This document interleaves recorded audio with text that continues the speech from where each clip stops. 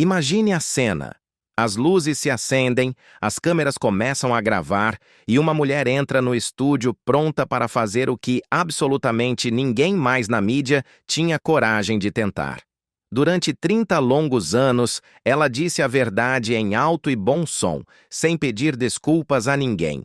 Milhões de pessoas sintonizavam em seu programa todas as manhãs.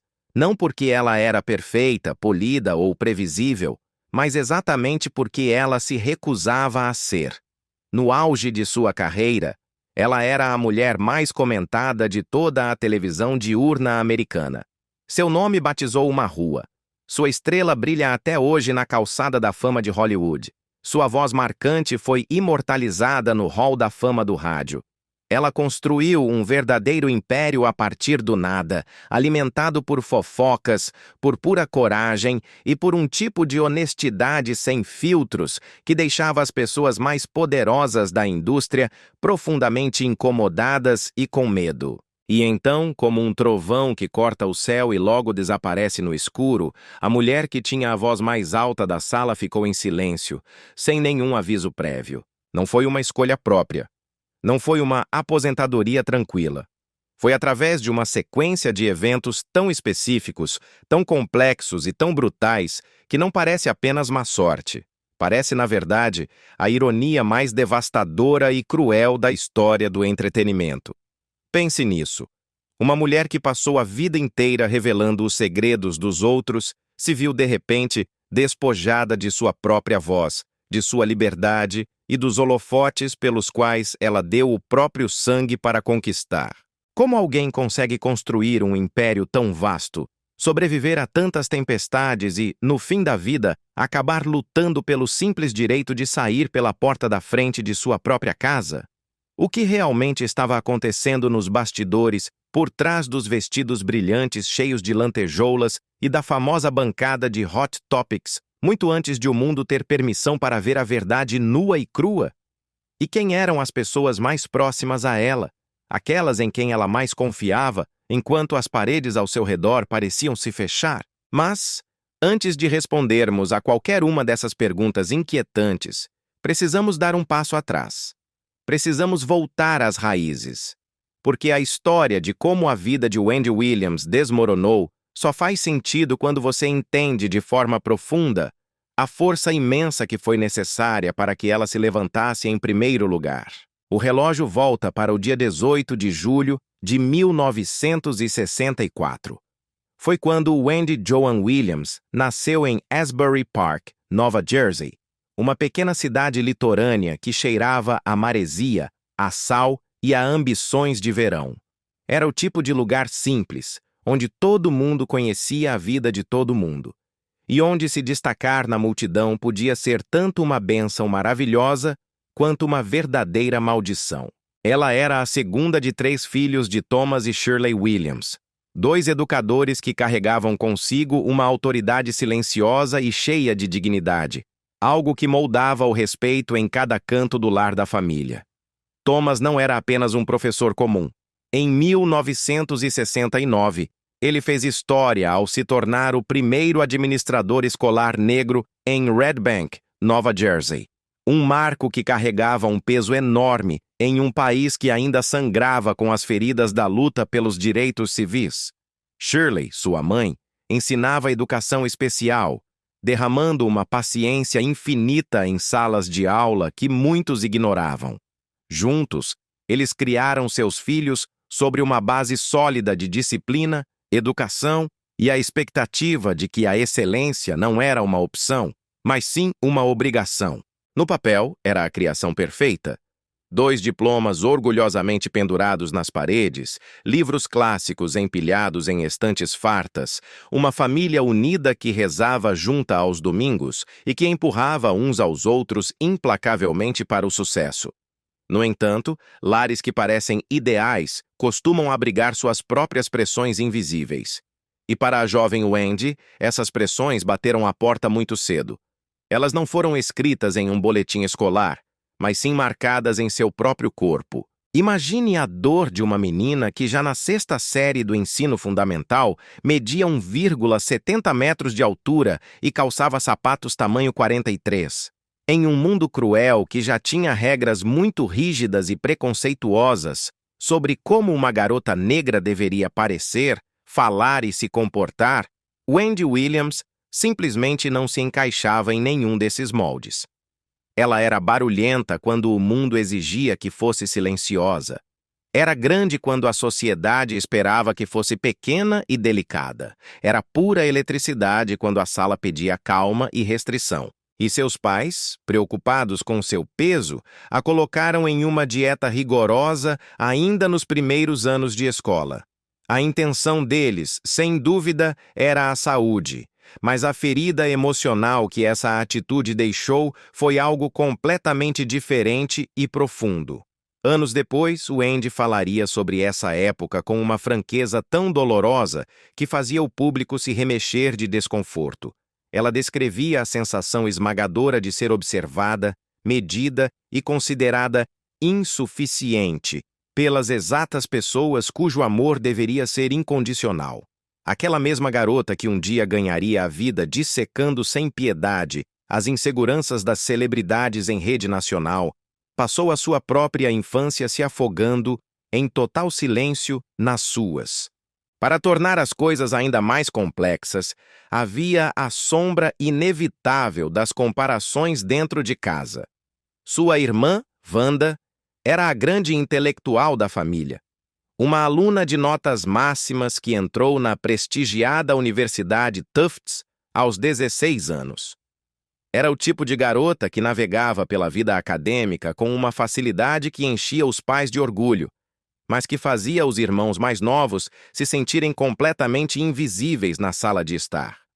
Wendy, definitivamente, não era assim. Ela era inquieta, dona de uma hiperatividade latente e tão agitada que os médicos chegaram a recomendar medicamentos para tentar domar sua energia inesgotável. Tentando desesperadamente encontrar o seu lugar no mundo, ela atirou para todos os lados.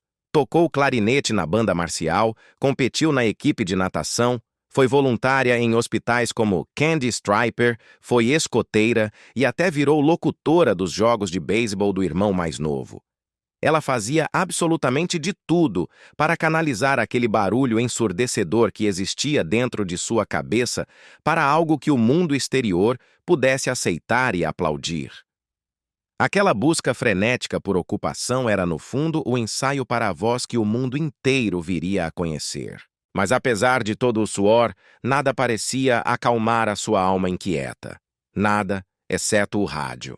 Tarde da noite, deitada no escuro de seu quarto na nova casa da família em Ocean Township, para onde haviam fugido depois que violentos protestos raciais abalaram Asbury Park em 1970, Wendy encontrava o seu refúgio. Ela costumava apertar o ouvido bem perto do alto-falante do rádio, ouvindo atentamente as estações da cidade de Nova York. Ela escutava os DJs que falavam nos intervalos das músicas, aquelas vozes magnéticas e invisíveis que pareciam segurar cidades inteiras nas palmas de suas mãos. Havia um poder inegável naquele som. Era um poder cru que ela ainda não sabia nomear, mas que sentia vibrar em suas veias com uma certeza quase espiritual. Foi ali, na solidão do seu quarto, que ela tomou uma decisão. Um dia, aquela voz poderosa seria a dela. Carregando uma fome de vencer que vinha sendo cultivada por anos, ela chegou à Universidade Northeastern, em Boston, no início dos anos 1980, em busca de um diploma em comunicação. Ela estava pronta.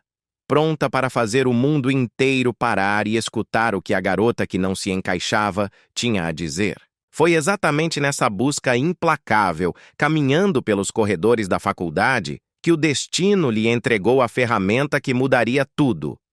Na estação de rádio universitária WRBB, Wendy encontrou o seu primeiro microfone e, com ele, descobriu a essência do que definiria o resto de sua vida.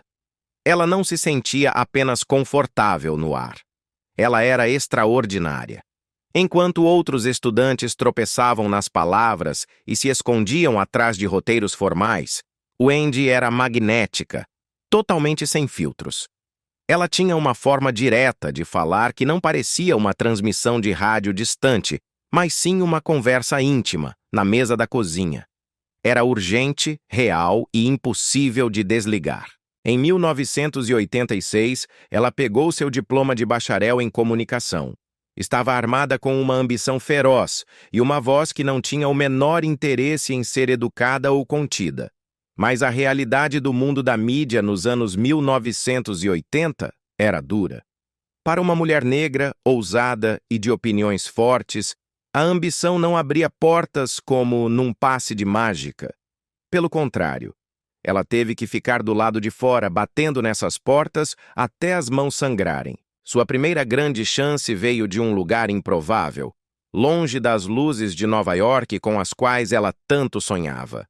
Foi um estágio em uma rádio em St. Croix, nas Ilhas Virgens Americanas.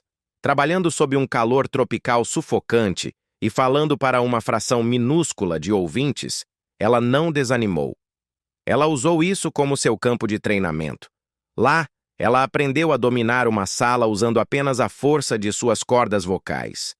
Aprendeu a arquitetura do rádio, o ritmo, os silêncios, a presença e, acima de tudo, a arte rara de fazer um estranho do outro lado do aparelho sentir que a conhecia há anos. As ilhas lhe deram algo que nenhuma sala de aula cara em Boston poderia ensinar: a confiança absoluta na sua própria frequência. Ela voltou para o continente carregando essa confiança como se fosse uma arma carregada. Passou por Washington, D.C., até finalmente fazer a peregrinação que toda garota de Nova Jersey com um sonho de rádio precisa fazer: Nova York. No final da década de 1980, Wendy Williams estava na 98,7 Kiss FM. Começou tapando buracos na programação, lutando como uma leoa por cada turno extra, cada espaço na grade, cada segundo precioso de tempo no ar. E ela não estava lá para jogar o jogo seguro da indústria. Ela começou a falar sobre celebridades da mesma forma crua e direta que as pessoas comuns falavam em casa, sem aquela reverência fabricada e falsa que a mídia exigia. Ela dava os nomes, ela fazia ao vivo as perguntas que os agentes e relações públicas gastavam pequenas fortunas para tentar esconder. O público foi ao delírio. No início dos anos 1990, ela já segurava nas mãos o prestigioso prêmio Billboard de melhor personalidade de rádio. Aquela mesma garotinha de Nova Jersey, que foi colocada de castigo em dietas na infância e mandada ficar quieta, havia se transformado na voz mais alta, mais temida e mais cativante de toda Nova York. Mas, mesmo no auge desse sucesso inicial, tempestades sombrias começavam a se formar na vida íntima de Wendy.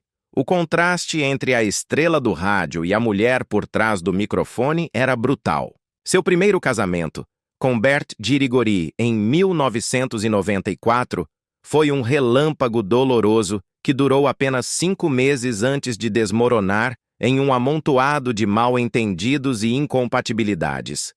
Aqueles que conviveram com ela nessa época descrevem uma mulher vivendo 2 vidas paralelas.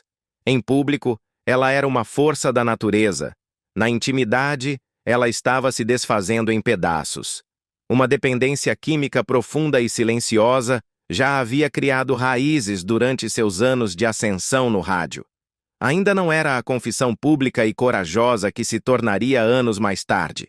Naquela época, era um segredo guardado a 7 chaves, queimando-a lentamente no escuro, enquanto, ironicamente, os holofotes sobre ela ficavam cada vez mais brilhantes. Girigori, seu ex-marido, mais tarde, descreveria o comportamento de Wendy durante o breve casamento como bizarro e errático.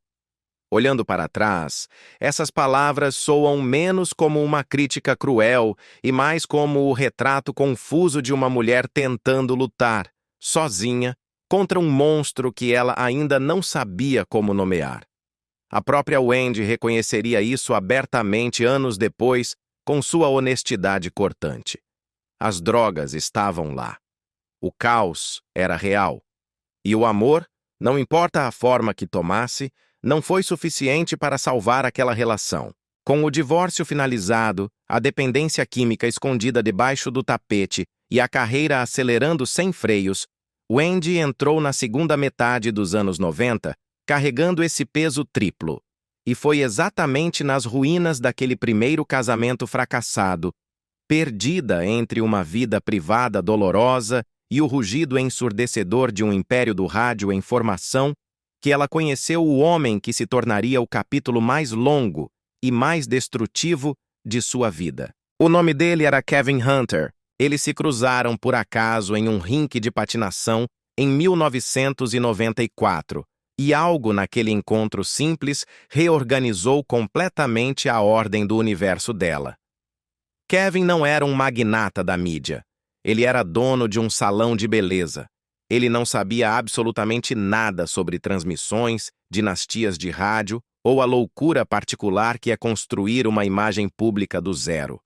Mas ele estava ali, presente. E ele passava uma sensação de aterramento, de firmeza. Para uma mulher que passou a vida inteira se sentindo grande demais, barulhenta demais ou intensa demais para o mundo, encontrar uma âncora pareceu, pela primeira vez, como encontrar o caminho de volta para casa. Parada naquele gelo, ela jamais poderia imaginar o que o futuro lhe reservava.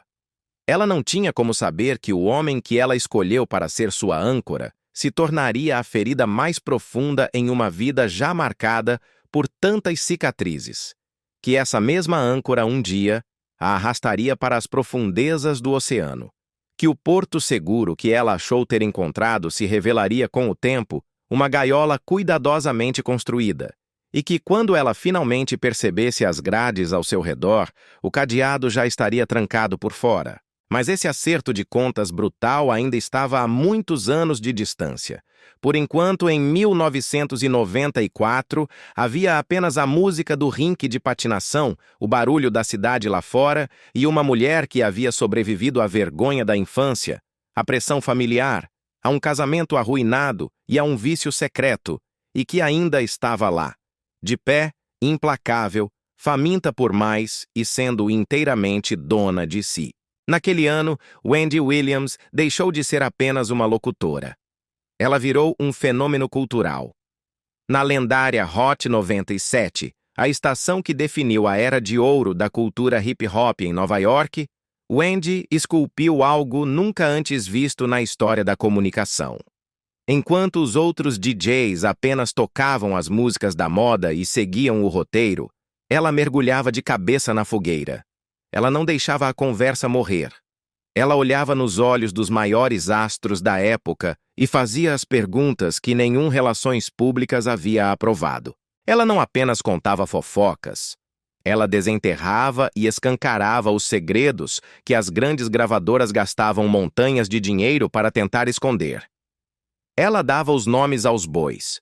Dissecava os relacionamentos dos famosos como um cirurgião e tratava a intocável cultura das celebridades não como um pedestal a ser venerado, mas como um palco a ser questionado em alto e bom som, sem o menor pingo de remorso ou pedido de desculpas. O mundo do hip-hop, que era construído sobre pilares rígidos de imagem e lealdade, logo percebeu a ameaça.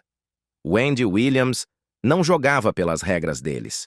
Quem sentava na cadeira de frente para ela nunca sabia de onde viria o golpe.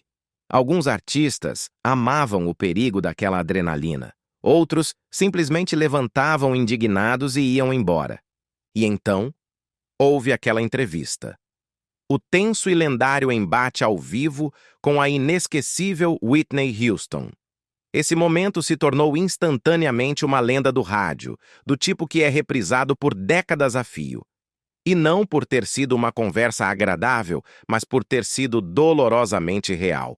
Eram duas mulheres gigantescas, maiores que a própria vida, ambas carregando tempestades particulares obscuras sob suas pesadas armaduras públicas, colidindo na atmosfera eletrizante de um microfone aberto. A tensão no estúdio era tanta que podia ser cortada com uma faca. A honestidade era cortante, quase brutal. E o público, colado no rádio de casa ou no carro, não conseguia desligar por nada nesse mundo. Essa era a verdadeira magia da fórmula de Wendy. Não era pura maldade gratuita, era uma fricção áspera que soava como a mais pura verdade. Mas, na implacável indústria da música dos anos 1990, a verdade tinha um preço altíssimo. E a conta de Wendy chegou. Em 1998, Wendy Williams foi sumariamente demitida da rádio Hot 97. Os motivos oficiais nunca foram ditos em voz alta diante das câmeras, mas os sussurros nos corredores contavam a história inteira. Ela havia ido longe demais, perguntado demais e dito coisas que deixaram pessoas muito poderosas com raiva. Em um mundo onde o rádio sobrevivia das boas graças e dos favores das gravadoras, uma apresentadora que implodia essas pontes a cada transmissão ao vivo estava fadada a cruzar a linha de fogo e ver seu contrato rasgado. A queda foi rápida e, nas próprias palavras dela, completamente devastadora. Ela estava no auge absoluto de sua audiência. Era a voz mais temida e comentada de Nova York. E num piscar de olhos, ela se viu fora do ar, sem palco, sem microfone, assistindo a cidade que ela mesma havia conquistado lhe fechar as portas na cara. Mas uma voz como a dela não nasceu para ficar em silêncio. A cidade de Filadélfia ofereceu a ela um refúgio seguro na W, o SL Power 99 FM. Lá ela se reconstruiu silenciosamente. O que, para os padrões extravagantes de Wendy, ainda significava fazer muito mais barulho que qualquer outra pessoa na concorrência. O público de lá a abraçou com um calor e uma lealdade feroz que Nova York, com toda a sua frieza de cidade grande, nunca havia lhe entregado de verdade. Eles não queriam a perfeição, eles imploravam pela honestidade dela. E ser honesta foi a única coisa que Wendy Williams nunca deixou de ser, mesmo quando isso lhe custou quase tudo. Contudo, Nova York era o seu destino traçado. Era lá que as maiores luzes brilhavam. Em 2001, o telefone tocou com a proposta irrecusável. A rádio WBLS a contratou de volta, desta vez para comandar seu próprio programa de fim de tarde, transmitido para todo o país. The Wendy Williams Experience. Ela não retornou para Nova York de cabeça baixa, como uma história triste. Ela voltou como uma verdadeira imperatriz reconquistando seu trono. O programa não era apenas um show de rádio. Tornou-se um ritual diário, uma instituição cultural. Os fãs não apenas ligavam o rádio. Eles paravam suas vidas e planejavam suas tardes ao redor dela. Eles ligavam para desabafar suas próprias vidas, entregando a ela um tipo de confiança íntima que a maioria dos comunicadores passa a vida inteira tentando fabricar sem nunca conseguir. O reconhecimento oficial veio como uma avalanche. Em 2009, ela foi imortalizada no Hall da Fama do rádio. Em 2014, a mesma cidade de Asbury Park, que a viu crescer cheia de inseguranças, rebatizou a rua de sua infância como Wendy Williams Way. Aquela menina grandalhona da sexta série, que os pais colocaram de castigo em dietas e que se sentia uma gigante desajeitada, agora era dona da própria rua no bairro que um dia a fez se sentir minúscula. O triunfo parecia absoluto e inquebrável. Porém, como a própria Wendy passou a vida escancarando para o mundo, as aparências e as vitrines perfeitas raramente contam a história inteira. Aquele homem, Kevin Hunter, que havia entrado em sua vida anos antes como uma âncora salvadora, transformou-se em algo muito mais sombrio e complexo no final dos anos 1990. Ele já não era apenas o namorado. Ele se tornou seu empresário, seu parceiro de negócios, e no dia 30 de novembro de 1999, seu marido, em uma cerimônia civil discreta em Jersey City. No ano 2000, o raio de luz mais brilhante da vida de Wendy nasceu, seu filho, Kevin Hunter Jr. Aquele bebê pelo qual ela lutou bravamente derramando lágrimas através de múltiplos abortos espontâneos, seria descrito por ela para sempre como a maior e mais sagrada conquista de sua jornada. Ele era o garoto que fazia qualquer lágrima e sacrifício valer a pena. Durante um tempo, esse arranjo matrimonial e profissional pareceu dar certo. Hunter não tinha nenhuma experiência na televisão. Não tinha histórico em mídia e muito menos entendia a mágica da comunicação que havia consagrado sua esposa. Mas ele entendia de outra linguagem, a do poder. Ele sabia como se impor, como manipular os espaços e, acima de tudo, ele percebeu rapidamente que a marca Wendy Williams, se cercada e controlada, era uma mina de ouro inesgotável. Ele se autoproclamou o produtor executivo dela. Passou a comandar o lado financeiro e os bastidores de um império que crescia de forma assustadora. Mas, para quem observava a vida do casal de perto, longe dos tapetes vermelhos, uma verdade sombria começava a tomar forma. Aquela dinâmica de poder nos bastidores nunca foi de fato igualitária. As cordas já estavam sendo amarradas. A teia de controle já estava armada. E Kevin Hunter não era apenas um espectador nos bastidores. Ele havia se tornado o dono do teatro. Ele estava presente em absolutamente todas as salas que importavam. Seu nome, como uma sombra pesada, aparecia em cada contrato assinado.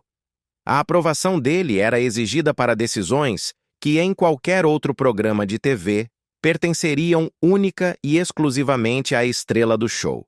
Era a ironia mais amarga de todas, Wendy Williams, a mulher que passou a vida inteira se recusando a ser silenciada por quem quer que fosse, havia construído seu império ao lado de um homem que se posicionou exatamente entre ela e o resto do mundo. Os sinais de alerta já piscavam em vermelho vivo naquela época, mas o brilho do sucesso cegava a todos. Em 2008, um processo judicial explosivo movido por um ex-funcionário do The Wendy Williams Experience rasgou a cortina dos bastidores. A ação alegava que Kevin Hunter assediava sexualmente a equipe e cultivava um ambiente de trabalho tóxico e hostil. Mais aterrorizante ainda, o documento afirmava que, em pelo menos uma ocasião, Hunter entrou no estúdio, expulsou todos da sala e agrediu Wendy fisicamente, prensando-a contra a parede com a mão apertando a sua garganta. O caso, como costuma acontecer nos porões de Hollywood, foi resolvido fora dos tribunais com um acordo financeiro. Os detalhes sombrios foram rapidamente enterrados sob a montanha de dinheiro e o barulho de uma carreira que, para quem olhava de fora, continuava a subir como um foguete. Em público, Wendy não disse uma única palavra sobre a dor. Ela continuou usando a aliança. Defendeu o casamento ao vivo sempre que os rumores tentavam arranhar sua imagem. Ela sustentava a sua versão da história com a mesma convicção de ferro que usava para expor a vida dos outros, falando alto, direto e sem hesitar. Mas quem convivia com ela longe das câmeras via a verdade nua e crua. Eles notavam o peso insuportável que ela arrastava. Percebiam a exaustão profunda que morava logo abaixo da performance diária. E viam, com tristeza, que as gargalhadas exageradas que ela dava no estúdio muitas vezes serviam mais como uma armadura de proteção do que como uma demonstração de alegria real. Apesar do inferno pessoal, o lado profissional explodiu de vez. Em 2008, o programa de televisão de Wendy foi lançado em 4 mercados de teste. O impacto foi tão brutal que, no ano seguinte, a gigantesca rede Fox assinou um acordo nacional com a produtora Debmar Mercury para transmiti-lo de costa a costa nos Estados Unidos. Wendy Williams completou a transição impossível. Deixou de ser a rainha rebelde do rádio para se tornar uma estrela de televisão de primeira grandeza. E o público, fiel como sempre, a seguiu a cada passo.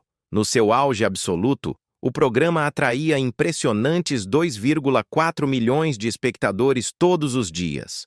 Ela disputava o cobiçado primeiro lugar de audiência das manhãs, trocando farpas e posições no pódio com nomes de peso como Ellen DeGeneres. Em 2019, o selo definitivo da fama, sua própria estrela na calçada da fama de Hollywood. Seus bordões invadiram o vocabulário cultural. Suas perucas extravagantes se tornaram ícones pop. Suas entrevistas eram perigosas e imprevisíveis no melhor sentido possível, porque a mulher que segurava o microfone nunca havia aprendido a jogar com segurança, e não seria agora que iria começar. A famosa frase "How you doing?", como vai você? Deixou de ser um simples cumprimento. Virou um aviso. Você estava na presença de alguém que iria jogar a verdade na sua cara, quer você estivesse preparado para ouvi-la ou não. Mas, por trás do cenário vibrante, longe da plateia enlouquecida, longe da famosa bancada de fofocas e das entradas teatrais usando vestidos de lantejoulas, a verdade particular de Wendy estava se tornando impossível de esconder. O casamento estava rachando pelas mesmas falhas estruturais que existiam há anos. O vício implacável, contra o qual ela lutava em segredo desde os tempos do rádio, nunca havia realmente levantado a bandeira branca. E o pior, o seu próprio corpo. Aquele corpo que a carregou através de 3 décadas de performances intensas, o corpo que ela foi ensinada a odiar desde a infância, começou a emitir sinais de socorro que ela não podia mais ignorar. O programa continuava no ar, a audiência continuava nas alturas, o público ainda aparecia toda manhã, pronto para o show, mas a mulher por trás da maquiagem estava ficando sem estrada pela frente. E o mais triste, ela estava correndo em direção ao abismo completamente sozinha. Existe um tipo muito específico de cansaço que não vem do excesso de trabalho. É a exaustão que nasce da mentira. De ter que entrar em uma sala todas as manhãs e fingir ser uma fortaleza invencível, enquanto cada hora da sua vida privada é gasta tentando impedir que o seu próprio mundo desmorone. Wendy Williams atuou nesse papel de mulher de ferro por anos a fio, até que o mundo inteiro finalmente teve um vislumbre chocante de como o inferno dela se parecia por dentro. Fevereiro de 2018. Episódio especial de Halloween, ao vivo para milhões de pessoas. E então aconteceu. Ela desmaiou. Não foi uma metáfora. Não foi um tropeço dramático do tipo que a TV fabrica para ganhar cliques. Vestida da cabeça aos pés como a Estátua da Liberdade, ironicamente, o maior símbolo de força inabalável, ela vacilou. Com a tocha na mão, ela tombou para a frente, desabando de olhos arregalados na frente da plateia assustada e das câmeras que continuaram rodando de forma impiedosa. Sua equipe correu em pânico. A transmissão foi cortada abruptamente. Por alguns minutos aterrorizantes, a mulher mais presente da televisão diurna americana simplesmente desapareceu do seu próprio palco. Ela se recuperou minutos depois.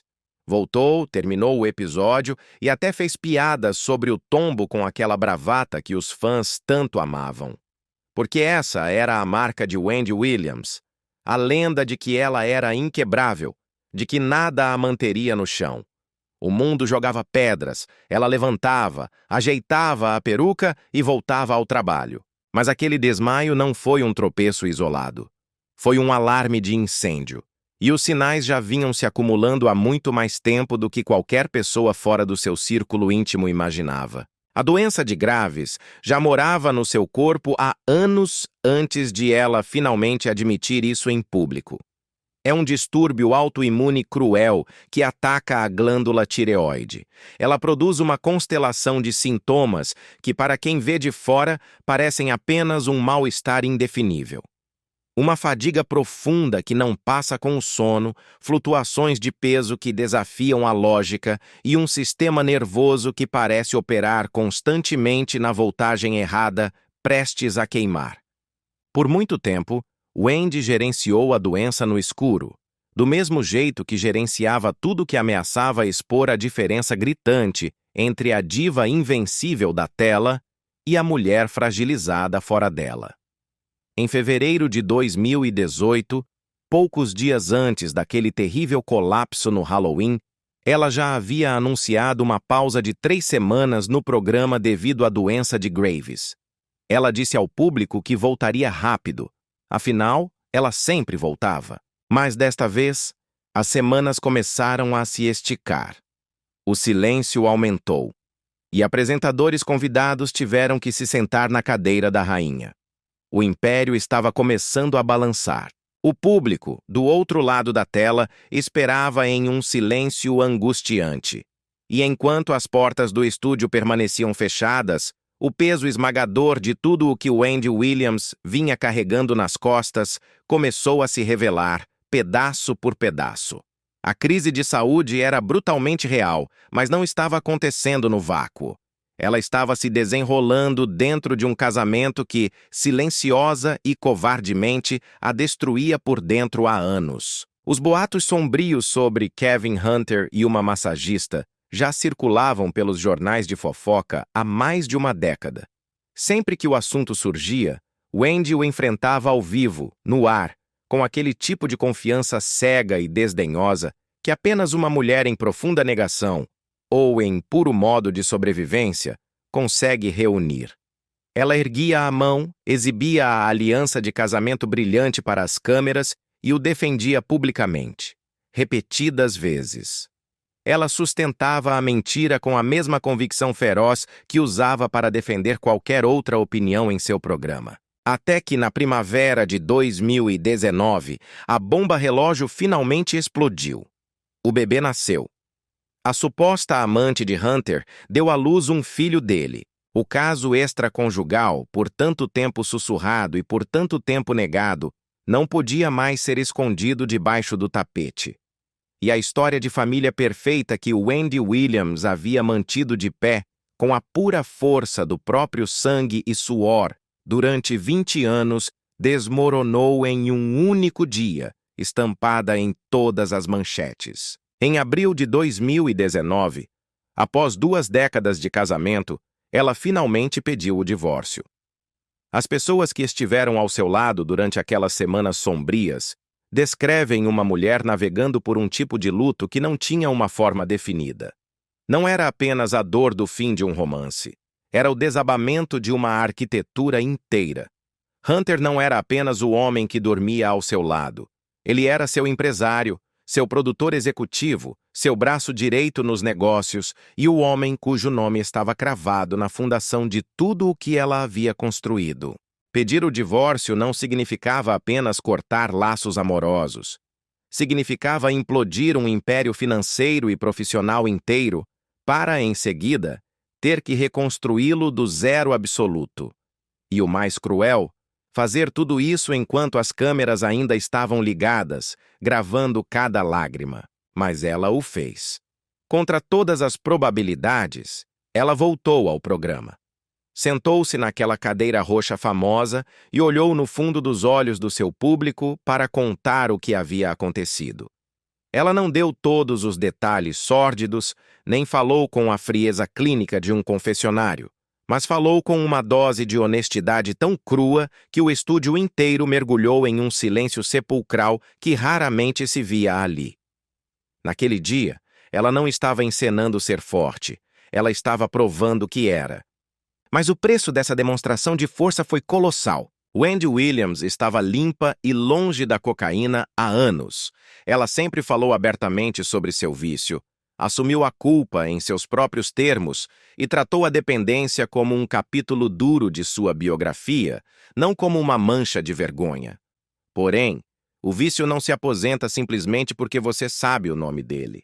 Ele é paciente, ele espera no escuro, e ele sempre encontra as rachaduras que a tristeza profunda deixa para trás. E a tristeza daquela primavera, a traição imperdoável, o divórcio turbulento, a humilhação pública de uma mulher que passou a vida inteira narrando os escândalos dos outros e agora era a atração principal do seu próprio pesadelo, foi o tipo de rachadura que poderia engolir um ser humano inteiro. Percebendo que estava perdendo o controle, ela tomou uma atitude drástica. Internou-se voluntariamente em uma clínica de reabilitação, uma Sober Living Facility, casa de transição para manter a sobriedade. Fiel à sua essência, ela contou isso ao público no ar, direta e reta. Do mesmo jeito rústico que sempre usou para entregar as verdades mais difíceis. Ela disse que estava buscando ajuda, que pela primeira vez estava se colocando em primeiro lugar, e que tudo ficaria bem. Ela lutou de forma genuína e desesperada para fazer com que essas palavras se tornassem realidade. O programa seguiu em frente por todo o ano de 2019 e entrou em 2020. O divórcio foi finalizado, a sobriedade foi mantida com o suor de cada dia difícil. O seu filho, Kevin Hunter Jr., agora um jovem adulto, era a sua única âncora constante. Ele era o único motivo pelo qual ela mantinha a agenda lotada, continuava sentando naquela cadeira e aparecendo para trabalhar quando cada osso do seu corpo e cada trauma do seu passado imploravam para que ela simplesmente desistisse. Mas o corpo implacável guarda as suas próprias mágoas. A doença de Graves não desaparece apenas porque você tem força de vontade. Para piorar, o linfedema, uma condição crônica e dolorosa que causa um inchaço persistente e severo nas pernas e nos pés, tomou conta dela. Fotos tiradas por fãs nessa época mostram uma mulher que estava visivelmente sofrendo, caminhando com a lentidão cuidadosa de quem tenta gerenciar uma dor que a plateia, sentada confortavelmente em suas cadeiras, não conseguia enxergar. Ela falou sobre o linfedema abertamente, da mesma forma que enfrentava tudo, com uma franqueza que soava como um grito de rebeldia. Nos dias mais difíceis, ela começou a usar uma scooter motorizada para se locomover pelo estúdio. Ela expôs a própria fraqueza antes que qualquer revista de fofoca pudesse transformar sua dor em manchete suja. No entanto, o peso que ela arrastava já não era apenas físico. As pessoas mais próximas começaram a notar uma mudança sutil, algo muito mais assustador e difícil de medir do que pernas inchadas ou uma tireoide disfuncional. De repente, as palavras começaram a fugir. Havia um momento de hesitação no ar onde, antes, a certeza imperava. Um leve apagão mental, quase imperceptível, na precisão verbal que sempre a tornou uma lenda intocável.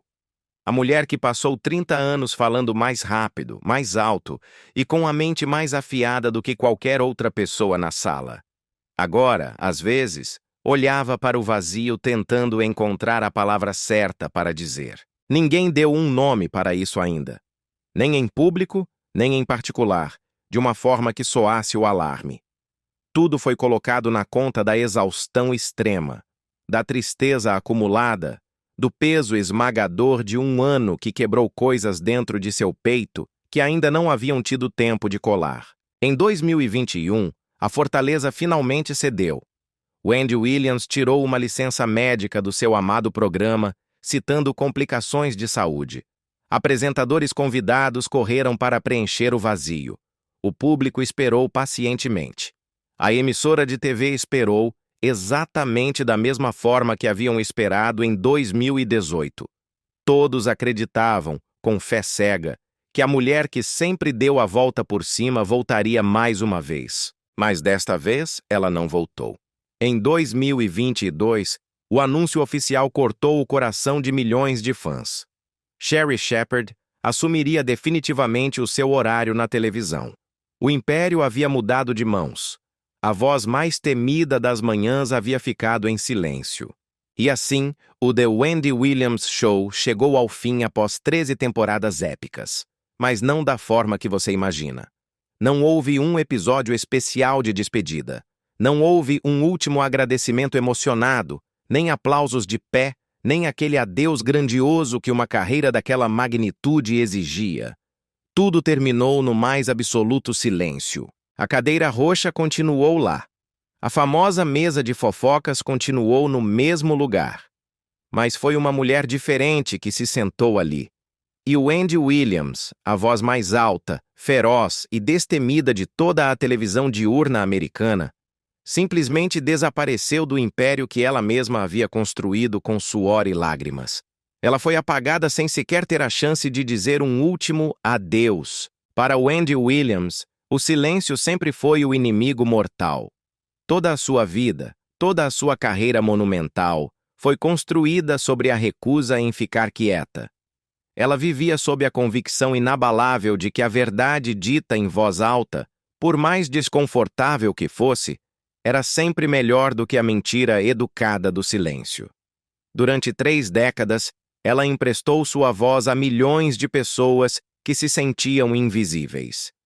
Ela entrava nos estúdios e os enchia com o tipo de barulho que obrigava o mundo inteiro a prestar atenção. É exatamente por isso que o que aconteceu a seguir não foi apenas uma tragédia pessoal. Foi uma crueldade quase cirúrgica do destino. Porque o que foi tirado de Wendy Williams não foi o seu dinheiro, não foi a sua mansão, não foi a sua fama. O que foi arrancado dela foi a única coisa pela qual ela lutou a vida inteira para ser dona: a sua voz. Em 2022, o gigante banco Wells Fargo entrou com uma petição em um tribunal de Nova York para colocar Wendy Williams sob tutela financeira. A alegação do banco era dura, fria e direta. Eles afirmavam que Williams era agora uma pessoa incapacitada, que ela havia se tornado vítima de influência indevida e exploração financeira por parte de terceiros. Eles alegavam que as contas bancárias dela, a fortuna acumulada durante 30 anos de uma carreira construída inteiramente nos seus próprios termos, já não estavam seguras em suas próprias mãos. Wendy lutou. Ela revidou publicamente nos bastidores, através de advogados e através da pura força de uma personalidade que nunca aceitou que lhe dissessem o que ela podia ou não fazer. Ela bateu o pé e insistiu: "Não estou incapacitada."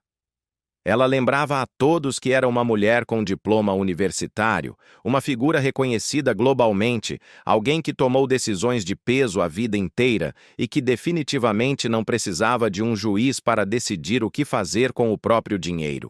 Mas o tribunal discordou. Uma tutora legal, a advogada Sabrina Morrissey, foi nomeada. De repente, uma estranha recebeu autoridade total não apenas sobre as finanças de Wendy, mas, eventualmente, sobre as suas decisões de saúde. A rainha da mídia foi então transferida para uma clínica de repouso de luxo focada em cuidados de memória em Nova York, chamada The Coterie, em Hudson Yards. O custo? Estima-se cerca de $25 mil por mês. Mas o luxo não comprava liberdade. Cada movimento diário de Wendy exigia aprovação. Sair do prédio exigia uma permissão por escrito. A mulher que antes viajava entre cidades e continentes ditando seus próprios horários, que lotava arenas e comandava redes de televisão inteiras, agora era obrigada a pedir permissão a outra pessoa pelo simples direito de sair pela porta da frente. Ela odiou. Ela chamou o lugar de lixão. Ela dizia a qualquer um que quisesse ouvir que não pertencia àquele lugar. Que o andar onde a trancaram, o andar de cuidados de memória para pessoas com demência, não era para ela. Ela gritava que estava sendo mantida prisioneira em um lugar projetado para pessoas que haviam perdido a si mesmas, enquanto ela ainda estava ali, desafiadora e inteiramente presente. Se isso era totalmente verdade ou apenas a negação de uma mente doente, era a pergunta que o mundo ainda tentava responder. Em fevereiro de 2024, a resposta final chegou. E ela veio na forma de um diagnóstico médico que estava crescendo de forma silenciosa e invisível dentro dela há anos. Wendy Williams foi diagnosticada com afasia progressiva primária e demência frontotemporal. Exatamente as mesmas condições cruéis que afastaram o lendário ator Bruce Willis da vida pública. O anúncio foi feito através de um comunicado à imprensa, divulgado por sua equipe médica. As palavras foram cuidadosamente escolhidas, emolduradas com compaixão. O diagnóstico já havia sido confirmado em 2023, após uma bateria exaustiva de exames no renomado centro médico Weill Cornell. A equipe explicou que a decisão de tornar isso público foi excruciante, mas necessária, tanto para proteger Wendy quanto para lançar luz sobre milhares de outras famílias que navegam por essa mesma tempestade invisível. A afasia progressiva primária é um ladrão impiedoso. Ela ataca diretamente os centros de linguagem do cérebro. Ela corrói, dia após dia, a capacidade da pessoa de falar, de ler, de escrever e de entender o que os outros estão dizendo. No começo, ela se move devagar. Aparece em pequenos apagões, uma palavra simples que foge da memória. Uma frase que se dissolve na língua antes de terminar de ser dita. E então, ela acelera. Não há cura. Não existe nenhum tratamento na medicina moderna que pare essa progressão. Não existe nenhuma versão feliz desta história onde a voz roubada é finalmente devolvida. Para a mulher que construiu um império impensável usando apenas a força de suas cordas vocais, esse diagnóstico carregava um peso muito maior do que a tragédia clínica. Não era apenas um veredito médico assustador. Foi a ironia mais cruel e devastadora de uma vida que já estava cheia delas. A locutora explosiva que falou sem parar durante 30 anos. A mulher cuja boca afiada a tornou rica. A fez colecionar inimigos e a transformou em uma lenda insubstituível. Silenciada. Finalmente silenciada. Não por um executivo de televisão engravatado, não por um cancelamento na internet, mas pelo seu próprio cérebro. Sua equipe fez questão de notar que ela ainda mantém o seu senso de humor ácido, que ainda consegue fazer muitas coisas por conta própria e que está recebendo todo o cuidado que precisa. Essas afirmações são verdadeiras e foram ditas com a melhor das intenções. Mas, no fundo, todos nós sabemos o que elas realmente significam. Elas são a mais pura linguagem da perda, cuidadosamente disfarçada com o vocabulário da esperança. Naquele mesmo mês em que o mundo absorvia o choque do seu diagnóstico, a rede de televisão Lifetime lançou um documentário dividido em 4 partes. Onde está Wendy Williams? As câmeras a seguiram implacavelmente durante 2 anos, gravando exatamente o período sombrio logo após o cancelamento do seu programa. Um tempo íntimo e doloroso do qual o público havia sido mantido longe. As lentes estavam lá. E elas capturaram momentos que, olhando para trás, sua tutora legal argumentou que jamais deveriam ter visto a luz do dia. O documentário não mostrou a diva inabalável de outrora. Mostrou uma mulher em visível sofrimento cognitivo e emocional. Uma mulher que às vezes parecia confusa, outras vezes aterrorizada.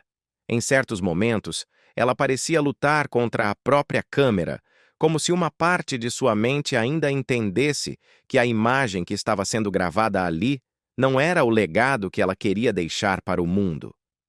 A tela exibiu, sem filtros, a solidão fria da clínica, o peso esmagador de viver sob tutela e o luto de uma vida que encolheu de forma impiedosa e sem aviso, do palco global para os limites de um quarto vigiado. Sabrina Morrissey, a tutora, processou as produtoras do documentário. Ela alegou que a obra havia explorado uma mulher vulnerável da maneira mais desavergonhada e suja possível, apenas para lucrar em cima de sua tragédia. Argumentou que Wendy não tinha capacidade mental para consentir com as filmagens, muito menos para permitir que sua imagem fosse transmitida para milhões de pessoas em um estado tão indefeso. O processo descreveu o documentário como cruel e degradante, um circo montado apenas para alimentar a curiosidade doentia do público às custas da dignidade de um ser humano. Mas Wendy Williams, mesmo no olho do furacão, tinha uma visão completamente diferente. Ela disse que queria que o mundo assistisse. Para ela, a transparência, mesmo uma transparência dolorosa, feia e desconfortável, era infinitamente melhor do que o desaparecimento. Ser vista, mesmo quebrada, mesmo diminuída, mesmo lutando contra uma doença invisível que roubava suas palavras uma a uma, era preferível a ser esquecida. De certa forma, essa era a atitude mais Wendy Williams imaginável. Mesmo no meio do colapso, perdendo tudo, ela ainda escolhia a visibilidade em vez do silêncio. A história parecia ter chegado ao seu capítulo final, mas Wendy sempre foi uma força imprevisível. Em março de 2025, do nada, ela ligou ao vivo para o programa de TV The View, direto de onde quer que estivesse sendo mantida. Sem aviso prévio. Sua voz ainda era reconhecível, embora carregasse as marcas da batalha. Ela disse às apresentadoras que não estava incapacitada. Lembrou a todos que era uma mulher reconhecida mundialmente que havia feito coisas importantes a vida inteira e que precisava que o tribunal e a tutora, em suas próprias palavras, saíssem do seu pescoço. A internet pegou fogo. Algumas pessoas viram ali uma heroína lutando bravamente por sua autonomia. Outros viram uma mulher doente, em puro desespero, incapaz de entender a real gravidade da guerra que estava travando. A maioria viu as duas coisas ao mesmo tempo, o que é, no fim das contas, a versão mais verdadeira e de partir o coração de tudo o que realmente estava acontecendo. Se o juiz vai concordar, ainda é um mistério. Se a mulher que passou 60 anos se recusando a ser silenciada vai finalmente recuperar sua voz, de forma total, legal e permanente, ainda é uma pergunta que paira no ar como uma frase inacabada. Mas o Wendy Williams continua lutando. E se você prestou o mínimo de atenção nela nos últimos 30 anos, isso não deveria ser surpresa nenhuma. Existe um tipo muito particular de coragem que não faz barulho. Ela não chega anunciada por trombetas, nem aplausos de pé, nem com aquela trilha sonora dramática que toca no final feliz de um filme de superação. Ela chega de mansinho, no meio das manhãs mais comuns e difíceis, quando a pessoa tem todos os motivos do mundo para desistir, mas escolhe, por razões que só pertencem a ela, continuar caminhando. E Wendy Williams vem continuando há muito, muito tempo. Ela continuou quando era apenas uma criança e ouvia de 1000 formas diferentes que seu corpo era demais e sua voz era alta demais. Ela continuou através de um primeiro casamento que durou apenas 5 meses e deixou marcas que levaram anos para cicatrizar. Ela caminhou pela escuridão implacável do vício em cocaína, escondida nos bastidores de uma carreira que o público só enxergava o lado brilhante. Ela continuou quando foi demitida da rádio Hot 97, reconstruindo tudo do zero na Filadélfia, até escalar de volta ao topo da cidade que a havia rejeitado. Ela continuou através de 20 anos de um casamento que, como as evidências sugerem, nunca foi realmente um porto seguro. Sobreviveu a abortos dolorosos, à doença de Graves, ao linfedema e a um corpo que implorava para que ela diminuísse o ritmo muito antes de ela estar disposta a escutar.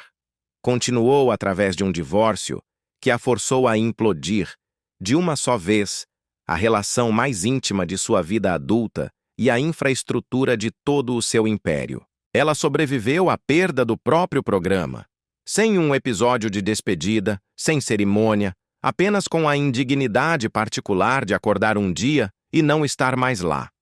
De ver sua cadeira ocupada por outra pessoa e seu nome sendo silenciosamente apagado dos créditos do império que ela construiu apenas com a própria voz. E, agora, ela continua.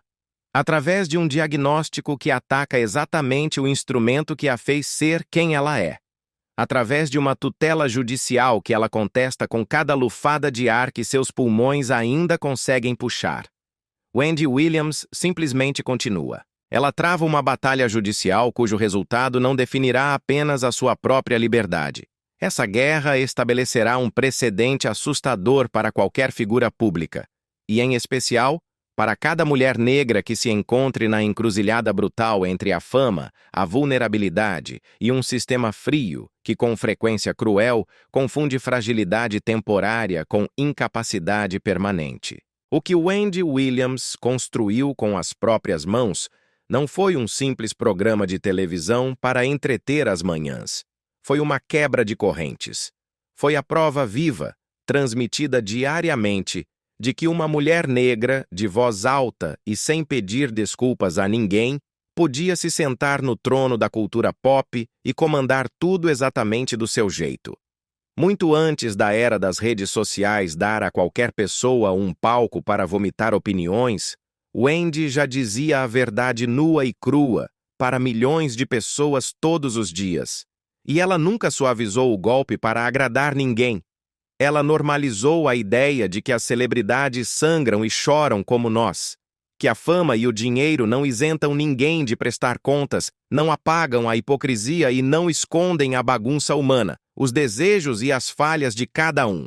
Ela fez a fofoca parecer jornalismo investigativo e o jornalismo parecer uma fofoca de vizinho, Até que a linha entre os dois sumiu de uma forma que mudou para sempre como falamos sobre figuras públicas. Sua estrela de bronze continua cravada na calçada da fama de Hollywood.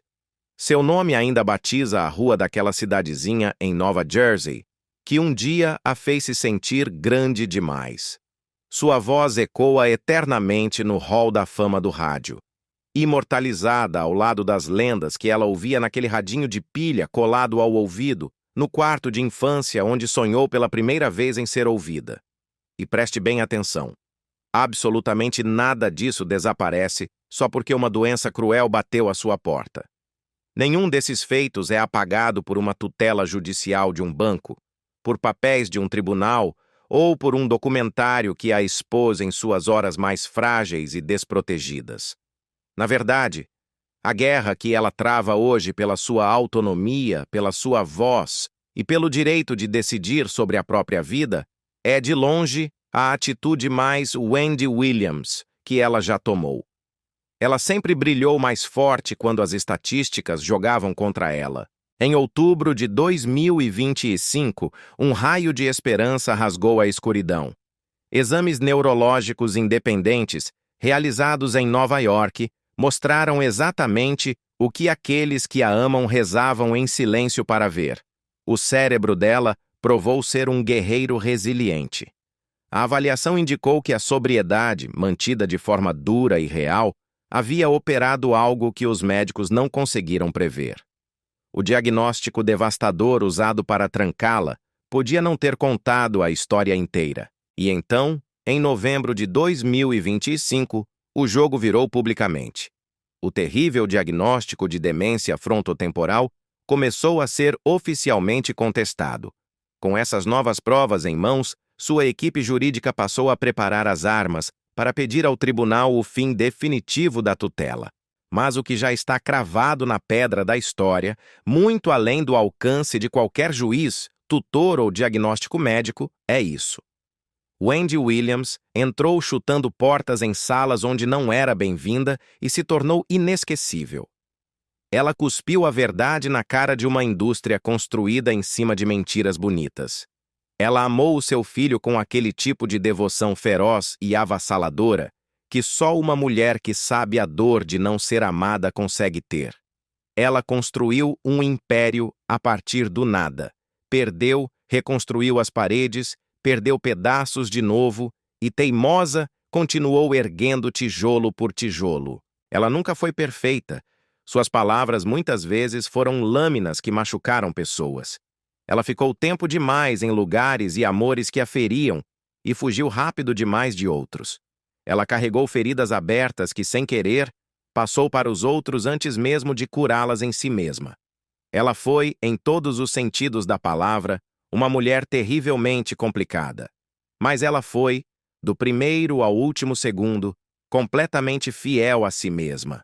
E em um mundo falso, que gasta uma energia absurda tentando lixar as arestas das pessoas para que elas caibam em moldes perfeitinhos, ser dolorosamente real não é pouca coisa.